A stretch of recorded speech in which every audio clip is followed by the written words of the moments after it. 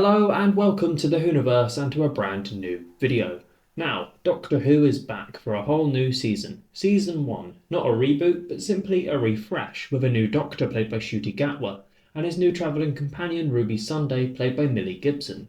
We've had a taste of this new era of the show at Christmas, but now it's time to tuck in, with episode 1 featuring all the essentials for a Doctor Who episode. We have space travel, time travel, a creepy monster, and Space Babies. Okay, that last one's new. Space Babies is definitely up there with wacky Doctor Who titles.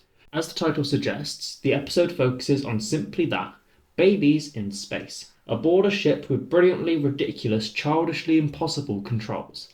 Filming it must have been a nightmare, as there's plenty of TV production rules when it comes to filming with babies and how long they can be in front of a camera for.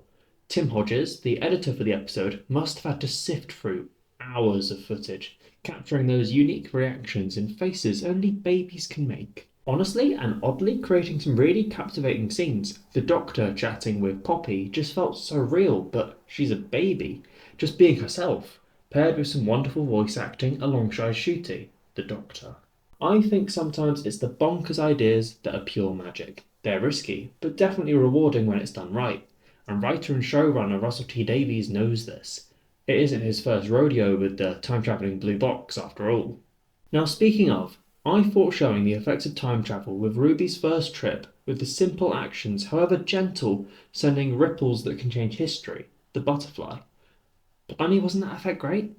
Not only the proof of time changing before your eyes with Ruby turned into Rubicon Blue, and the great line delivery from Millie Gibson, but also the fact that we get to see dinosaurs in their proper time and place. Not on a spaceship or stomping about in the 1970s or 80s with UNIT, but in prehistoric times. Finally. Now, I've always wanted a proper prehistoric adventure, and it means a lot to see dinos properly in Doctor Who, even for a few minutes. I'm a dad. I have my own little one, not a space baby, no, but an amazing 2-year-old boy called Rio, and he adores dinosaurs, and seeing his face light up watching the episode was everything. Now, this episode had what you'd expect from a refreshing walk into the Whoniverse, and even some subtle references. I see you there, Mavity. But what it also had was a truly captivating performance from Ncuti Gatwa. Now, when we get a new Doctor, there's always that thought of, are they going to be any good? Can they live up to the many others before them over the course of the last 60 years? The answer, of course, is yes. Of course Ncuti can. He really captures the heart and soul of the Doctor, and it's moments like his speech about his sense of freedom in the universe that really stay with you as a viewer and a fan of the show. It's not just the Doctor's life, it's the promise of the show. For the next 45 minutes, you don't have any worries. You have the Doctor in the TARDIS, next stop everywhere. And everywhere looks pretty good, thanks to a much better budget and lots of hard work behind the scenes. Millie Gibson really gives out her all, capturing that feeling of stepping into the Doctor's world and all the questions that usually follow. The universe is a mystery, and her Time Lord tour guide even more so. I think the idea of the bogeyman is great, and the spooky horror of this lurching, slimy beast aboard the lower levels of a ship is of course a bit cliche, but it's done well and shows that there are some aliens in the universe that don't look friendly at all. But the actors can be familiar with Robert Strange, who was most recently seen as a Wrath warrior, Sergeant Zogroff, in the Doctor Who 60th anniversary special The Star Beast, also playing the bogeyman in this episode. Now, I'd say for Doctor Who fans, this has the same bonkers energy that helped intrigue fans back in 2005 with the episode The End of the World.